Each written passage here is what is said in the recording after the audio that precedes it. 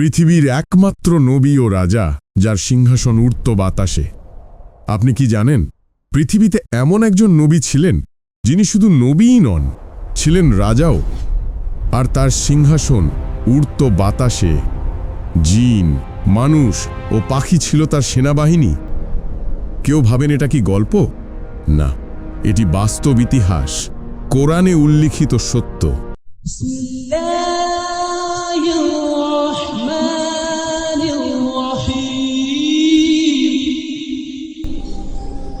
তিনি ছিলেন হযরত সুলাইমান আলাইহিসসালাম। আল্লাহ তাকে দিয়েছিলেন এমন রাজত্ব যা আর কোনো মানুষকে দেওয়া হয়নি। আল্লাহ তাকে বাতাসের উপর নিয়ন্ত্রণ দিয়েছিলেন। বাতাস ছিল তার বাহন। এক সকালেই তিনি ভ্রমণ করতেন 1000 মাইল দূর পর্যন্ত। কোরআনে আল্লাহ তাআলা বলেন, আর আমরা বাতাসকে সুলাইমানের অধীন করে দিয়েছিলাম।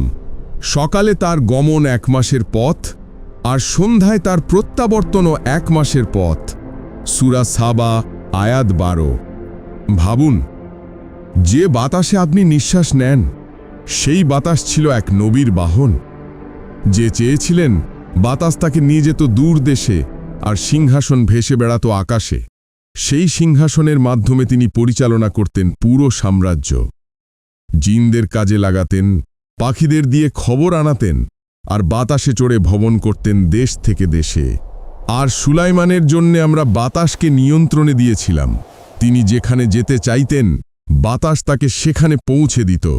সূরা আম্বিয়া আয়াত 81। এ যেন এমন এক রাজত্ব যেখানে প্রকৃতি নিজেই নবীর নির্দেশ মানত। কিন্তু জানেন কি, এই সব ক্ষমতা, এই বিশাল রাজত্ব তিনি কখনো নিজের বলে ভাবেননি। তিনি জানতেন সবই আল্লাহর দান। হে আমার প্রভু, আমাকে এমন রাজত্ব দান করো যা আমার পরে আর কাউকে দেওয়া হবে না। সূরা সাদ আয়াত 35। তাই যখন তিনি মৃত্যুবরণ করলেন, তার লাঠির উপর ভর করে দাঁড়িয়েছিলেন। এমনকি জিনরাও বুঝতে পারেনি যে তিনি আর জীবিত নন। এটা ছিল একটা আল্লাহর নিদর্শন, যাতে জিনদের সীমাবদ্ধতাও প্রকাশ পায়। হযরত সুলাইমান আলাইহিসসালাম আমাদের শেখান, ক্ষমতা যতই বড় হোক, সেটি কেবল আল্লাহর আমানত। তিনি ইচ্ছা করলে বাতাসকেও আনুগত্যে পরিণত করেন। আর এক নবীর মাধ্যমে দেখান, মানুষ নয়, আল্লাহই প্রকৃত রাজা। ফলো, লাইক, কমেন্ট করুন যেন এমন আরও কন্টেন্ট আপনার কাছে পৌঁছে যায়। ইসলাম প্রচারে আপনার একটি শেয়ারই হতে পারে কারো হেদায়েতের দরজা।